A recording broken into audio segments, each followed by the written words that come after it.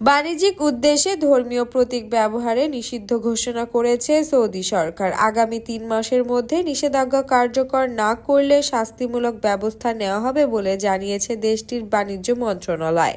রবিবার এক প্রতিবেদনে এ তথ্য জানিয়েছে সৌদির বার্তা সংস্থা। সৌদি আরবের বাণিজ্য মন্ত্রী ডক্টর মাজেদ আল কাসাবি বলেছে, ধর্মীয় প্রতীকের পবিত্রতা রক্ষায় সৌদি আরবের প্রতিশ্রুতি রয়েছে।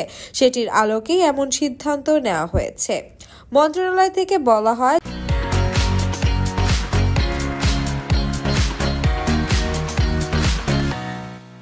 যারা বাণিজ্যিক উদ্দেশ্যে এসব প্রতীক ও লোগো ব্যবহার করবে তাদের বিরুদ্ধে শাস্তিমূলক ব্যবস্থা গ্রহণ করা হবে।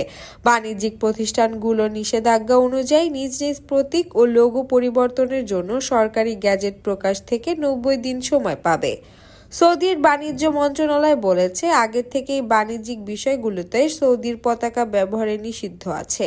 এই পতাকায় কালেমা খচিত আছে। নতুন নির্দেশনায় সৌদি আরবের পতাকা, কোনো নেতার ছবি, বাণিজ্যিক লেনদেনের ক্ষেত্রে মুদ্রিত কোনো বস্তু, পণ্য, মিডিয়া বুলেটিন বা বিশেষ উপহারে ধর্মীয় ও গোষ্ঠীর প্রতীক ব্যবহারে নিষেধাজ্ঞা দেওয়া হয়েছে।